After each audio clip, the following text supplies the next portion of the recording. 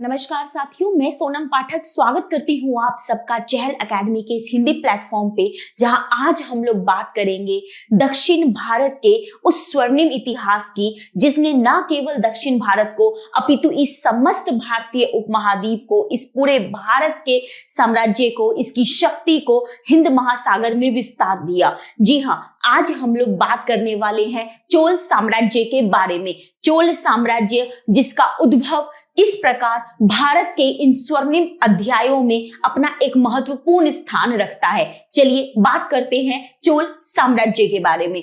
चोल साम्राज्य जिसकी स्थापना का श्रेय जाता है विजयालय को। ये चोल शासक एक्चुअली में दक्षिण में पहले पल्लवों का शासन चल रहा था और इन्हीं पल्लवों के सामंत होते हैं चोलास, जिसमें क्या होता है, जो विजयालय है इन पल्लवों को हराकर वहां पर अपनी सत्ता जो है वो स्थापित करते हैं। और यहाँ पर जो है सो आप देख रहे हैं इस मैप में दक्षिण का एक छोटा सा यहाँ पर एक सामंती आप कहे, यहाँ पर जब सरदारियों के एक क्रम चल रहा था उसमें एक छोटा सा एक ग्रुप कैसे इस साम्राज्य को आगे हिंद महासागर में पूरा विस्तार तक जो है वो यहाँ पर फैलाता है। इसके संदर्भ में कुछ शासकों का बहुत ही महत्वपूर्ण योगदान है। उन शासकों के अगर नामों की अगर चर्चा की जाए तो कुछ नाम हमारे सामने बहुत प्रमुख है। उन नामों में हम देखेंगे विजयालय, जिन्होंने इसकी स्थापना की, यह इसके संस्थापक है। 9वीं शताब्दी में विजयालय द्वारा जो है वो यहाँ पर क्या है, मुरैयारों से तंजावुर पर कब्जा जो है कर लिया जाता है और इसे यहाँ पर तंजावुर को चोल शासक की राजधानी बना दी जाती है और यहीं से चोलास का जो है वो स्वर्णिम अध्याय शुरू होता है। इसके बाद अगर हम बात करें तो आदित्य प्रथम इस क्षेत्र को और ज्यादा विस्तार करते हैं और कुछ जो पल्लव महत्वपूर्ण क्षेत्र होते हैं उन पर कब्जा कर पूरा इस साम्राज्य का एक आधार तैयार करते हैं।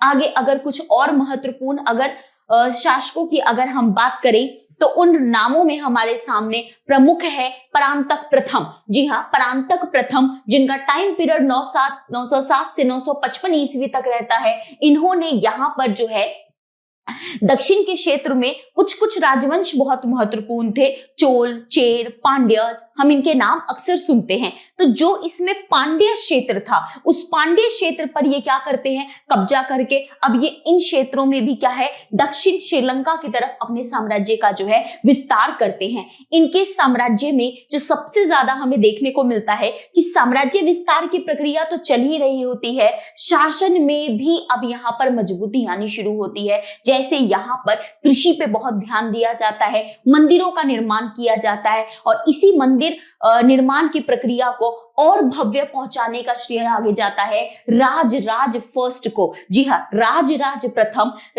प्रथम चोल साम्राज्य के वो महानतम शासकों में से एक है जिन्होंने इस पूरे साम्राज्य का विस्तार श्रीलंका, मालदीव, राइट ना, इन क्षेत्रों में किया। जो ये कहीं ना कहीं बताता है कि इस दौरान जो चोल शासक है उनकी सीमा जो है, उनका किस तरीके से सामुद्रिक जो है वो विस्तार हो रहा है। इन्होंने यहाँ पर क्या किया, यहाँ पर तंजावुर में बृहदेश्वर मंदिर का भी निर्माण करवाया।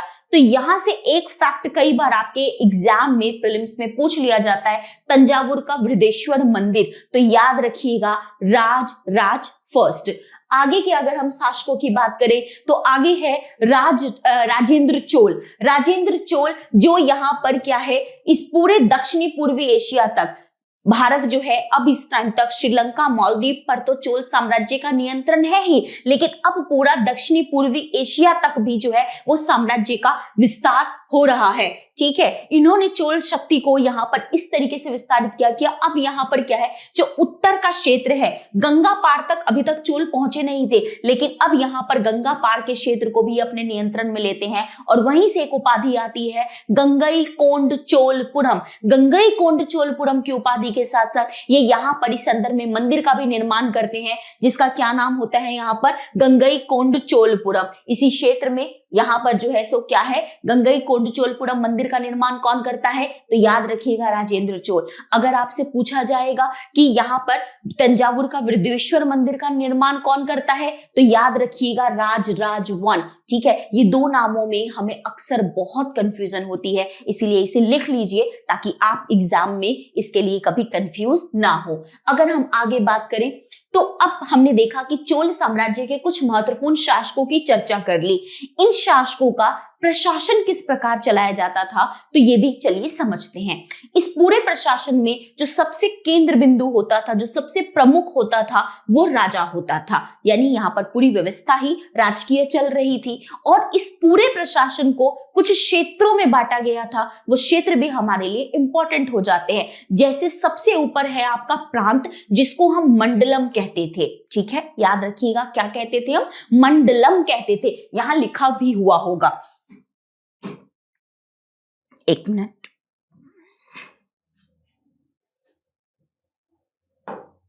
सबसे ऊपर जो प्रशासन में है ये हमारा मंडलम है। इसके बाद मंडलम के बाद नाडु आता था, ठीक है, और नाडु के बाद आता था कोट्टम।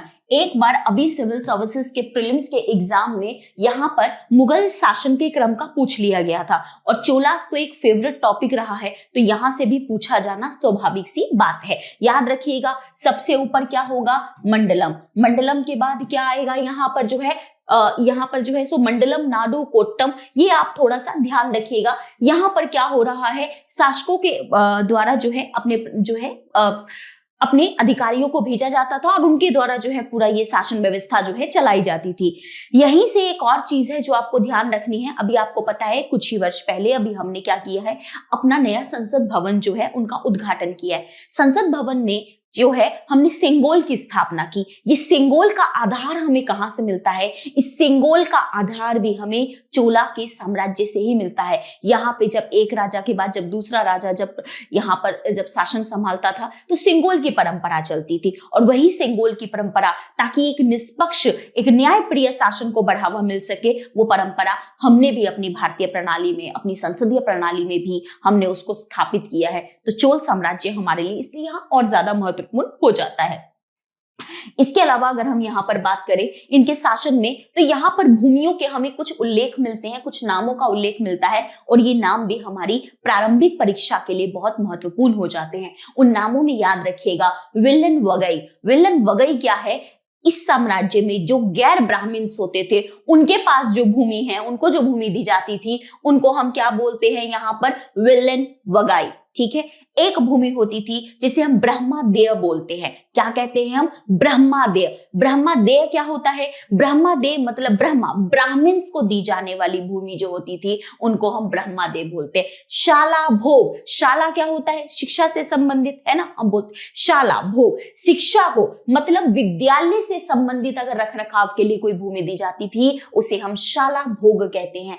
फिर आता है देवदान। देव मतलब ईश्वर, यानी हम ईश्वर को समर्पित कर रहे, ईश्वर किसको, मंदिर को। देवदान या फिर तिरुन मटुक्कनी, ठीक है, ये कहा जाता था जो मंदिरों को भूमि दी जाती थी उसको हम देवदान कहते हैं। और एक था पल्ली चंदम, राइट ना, ये पल्ली चंदम क्या होता था, जो जैन संस्थान थी उनको जो भूमि दी जाती थी उनको हम पल्ली चंदम कहते हैं। इसका मतलब हमें यहाँ पर ये भी पता चलता है, लास्ट देखिए हम तो, कि इस साम्राज्य में धार्मिक सहिष्णुता भी हमें देखने को मिलती है। इसके अलावा अगर हम बात करें यहाँ की आर्थिक स्थिति के बारे में, तो यहाँ पर क्या है, कपास का व्यापार बहुत प्रमुखता से होता था। यहाँ के कुछ जो पोर्ट हैं, जो कुछ बंदरगाह है, वो बहुत महत्वपूर्ण है और अक्सर पूछ लिए जाते हैं। उन बंदरगाहों में एक बंदरगाह आपको ध्यान रखना है, वो नाम क्या है, वो नाम है हमारा पुहार।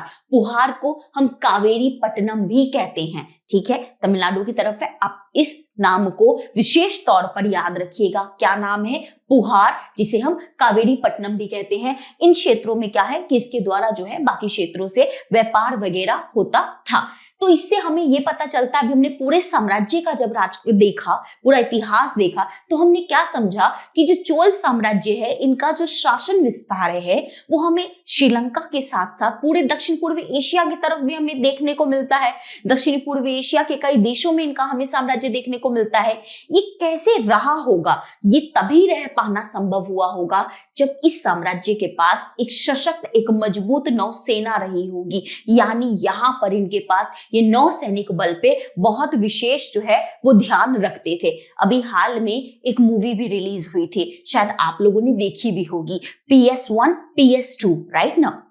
नहीं तो ट्रेलर तो अवश्य ही देख लिया होगा, उसमें भी दिखाया गया है कि कैसे चोलास जो है वो साम्राज्य यहाँ पर विस्तार को आगे कैसे वो बढ़ावा देते हैं। तो इस सब में हमने देखा कि किस तरीके से उनके नौसैनिक कौशल ने उन्हें इस बंगाल की खाड़ी में पूरा नियंत्रित रखने में उन्हें सक्षम बनाया, उनके व्यापार को जो है पूरे दूर तक जो है सुदूर तक फैलाने में जो है सहायता की। और इसी के संदर्भ में अगर हम फाइनल कंक्लूजन करें तो चोल साम्राज्य के बारे में हमें ये पता चलता है कि ना केवल उनका राजनीतिक विस्तार, ना उनकी केवल सैन्य कौशलता, ना केवल उनका अगर हम आर्थिक विस्तार देखें, अपितु अगर हम साहित्य के संदर्भ में देखें, कला के संदर्भ में देखें, वास्तुकला के संदर्भ में देखें, गंगईकोंड चोलपुरम सबसे भव्य गोपुरमों में से एक वो मंदिर, सबसे बड़े मंदिरों में से एक वो मंदिर माना जाता है। इतने विशाल मंदिर बनाने का श्रेय चोलास को जाता है।